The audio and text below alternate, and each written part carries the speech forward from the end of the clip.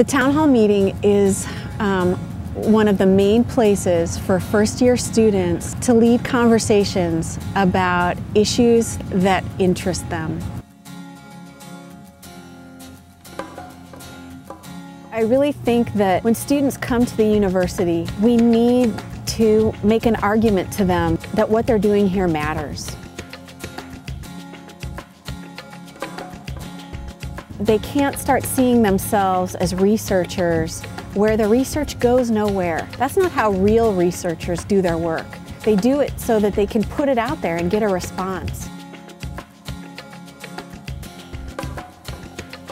I think that the town hall tries to do that. We want to see what conclusions you came to in your work. They take the youngest members of our community and say, what you have to say matters.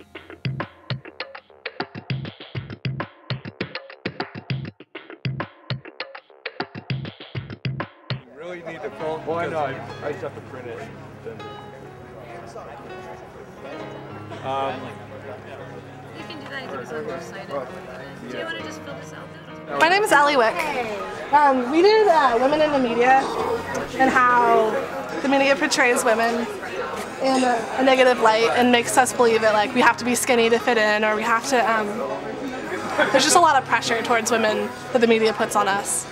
We made a pamphlet with graphics on the outside, and then on the inside there's some facts to take back with you. My name is Matthew Stewart.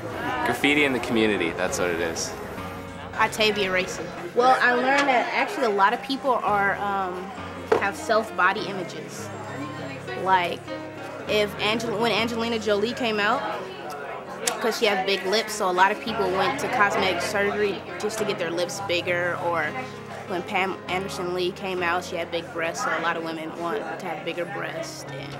The First Year Experience Program, which is the program I direct, produces the town hall. So on the day of the town hall, my staff members, most of whom are students, start the day early by setting up a tent with help from the university in the free speech area. The students come by, they put up exhibits that show to the public the kinds of research they've been doing, what their key questions are. Some of the exhibits are interactive, some are films.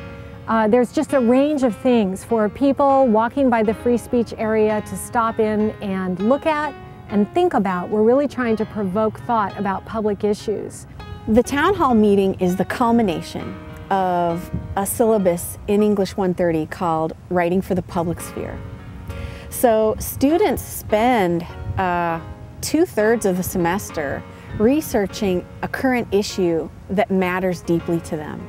And after they finish that writing, they move on to lead a discussion about what they've learned to a larger audience, and that discussion is the town hall meeting. My topic was the health of our democracy, dealing with emotional appeals and rhetoric. And basically I analyzed campaign ads and how the campaign ads had certain emotional appeals, like creating fear to get someone to vote a certain way, or having hope to, seeing the light at the end of the tunnel.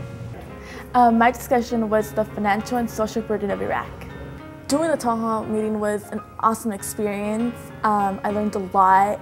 I got to speak in public, which is one of my fears.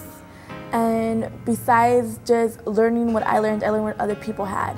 The idea came from teaching students and seeing over and over again that we asked them to do research, and they had this preconceived, prepackaged notion of what a research essay was. Okay, I pick a topic, I take the first 8 sources I find, I plug them into an essay, and I call it done. And it seemed so disconnected from their lives, and it seemed so disconnected from the world they lived in. So the idea came from trying to give them a real audience and a real purpose for the work that they do. My discussion was kind of different from the other discussions, with it being that I actually had a longer video to show. It was part of the assignment. I actually made a documentary. One of the things, I showed it on the video, a positive message has the same effect as a negative message, with the exception that the negative message has to have a fear cue. And they'll both work pretty well together.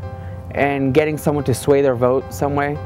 So I thought that was the most interesting thing that I found in my research. No work in the university should ever feel like busy work. It should be connected, and it should connect them to the world they live in. Then we always have a welcome from the composition coordinator. We have a short keynote speech to set the tone and give you some context so that you understand why you're here. I'm going to try to answer, the small questions in life. Why are you here, and what should you be doing? And ultimately, what should you be doing tonight? What kinds of questions have students put out there for us to think about? We really want the town hall to be about conversation among lots of people, so we want to make that clear. And we move from that initial session in the auditorium to lots of small breakout rooms. The audience goes to those presentations. Those are led by students, and with an emphasis on conversation among all members. To sum up my research, I chose this topic because I was tired of seeing our generation and the media telling us that we have to look or be a certain way to be beautiful. I picked this topic because I'm an African American and I want to see how the beauty affected me personally. One of the problems I had with my research was that when I would tell people about it, a lot of people thought it was just another black versus white thing, when really all women of color are affected by the mainstream media. There are two main kinds of student participation. There are people who facilitate roundtable discussions. Those are the people who take that research that they did and translate it into a conversation. And then there's indirect participants. And those people attend the town hall, and they're not leading a conversation on their research. They're doing some research so that they can be really informed, productive members of the conversation. I think a lot of it's a respect issue. With all the media things, I did it for my topic as well. It just seems like women are portrayed so poorly, and I don't understand why it hasn't stopped, and it's a problem because it leads to unhealthy behaviors, and it's just all of us striving for an unrealistic goal. I attended the session on sexism and how it is portrayed in the media.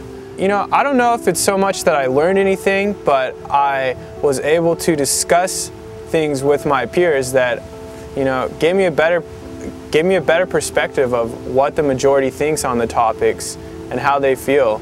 Some of the assumptions that underlie the town hall meeting are, what would happen to our university community if we valued the writing and the ideas of first-year students as much as we valued the writing and the work of some of the most senior researchers on campus? Another underlying assumption is, what would happen if we started to blur student identity and civic identity, so that students didn't just, when they took a writing course or some of their GE courses, feel like they were going through the motions, but actually making a difference, taking their research and saying, I want other people to see this. I want other people, faculty, administrators, staff, my peers, to weigh in on what I'm saying.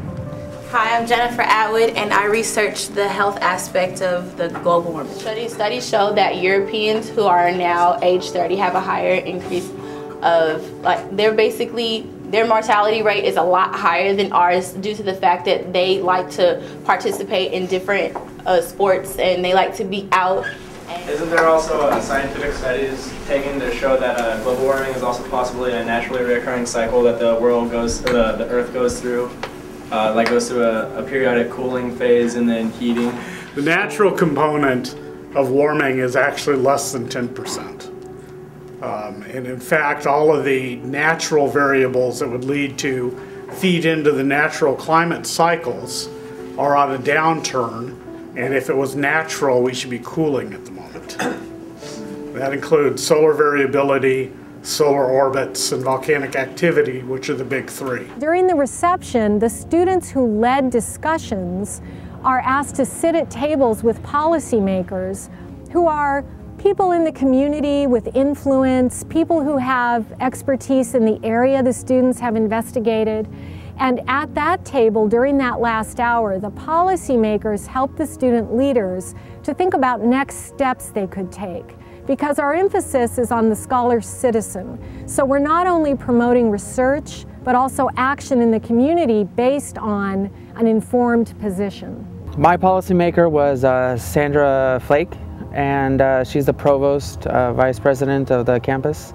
And I also spoke to Deanna Berg. She was one of the policymakers that actually went to my discussion. And she's director of civic engagement on campus. The year with Nader was a perfect example of that. So I was just thinking about the connection between your two sessions though, because you're talking about voter registration, but you were talking about the rhetoric, and we really need to do a better job of not just registering students, but then making those connections to, okay, now you're registered, how do you get through the rhetoric to make the good choices and get a vote? So the student leaders who sit down with the policymakers get a chance to talk to somebody who can help them do something real. For instance, some of the students got to talk to President Xing. The students who talked to him were interested in the dilemmas that first-generation college students face. Okay. What did you identify as special issues for first-generation students that would be different from folks who have had siblings, brothers, sisters in their families go to college before? President Xing told me afterward he learned a great deal. He found it very helpful, and of course he's positioned to do something, to implement programs, to implement aid, to continue a dialogue. Jeff Price, who's a Nobel Prize winning scientist for his contribution to research on climate change, sat down with students who had researched climate change. They had a lot of facts about climate change, but they really were not very clear about how they could act in a way that would matter. So he was there to help them think about that. You know, some of there's efforts undergoing right now to actually make rocks. That you can take one type of rock and carbon dioxide and make another kind of rock. Well, that's chemistry and geochemistry. And, you know, synthetic fuels, alternative fuel supplies, hydrogen, that's all chemistry. So this, you know, ties into what you do. It's so exciting when a student finishes a town hall roundtable experience. They've had this great conversation, and a faculty member says, hey, it sounds like this really interests you. Would you come and take my class?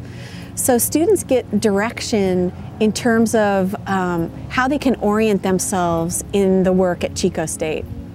I've also seen things happen where students get hooked up with other students. So they'll have a conversation in the round table, and students will say, you know, you should join our club. We're doing this kind of work and we could really use you. So I've seen these moments where students do this research and they think, oh, this is just for a paper. But it ends up creating a kind of identity for them. The town hall meeting is something to give students a sense of being a citizen and what it's all about. You know, about acting in your community in a positive way that will affect the betterment of people's lives, you know? I think everybody should do it. It was such a great experience. Everybody learned so much, and it's just an amazing thing. Like, I can't believe that they expected so much from us, and at the end, we were there at the standards, and it was just amazing. One of the surprising things I told him is that this project actually makes me want to change from my major to poli-sci. So yes, this has definitely changed my life. So it feels like students have found more meaning in the work that they do.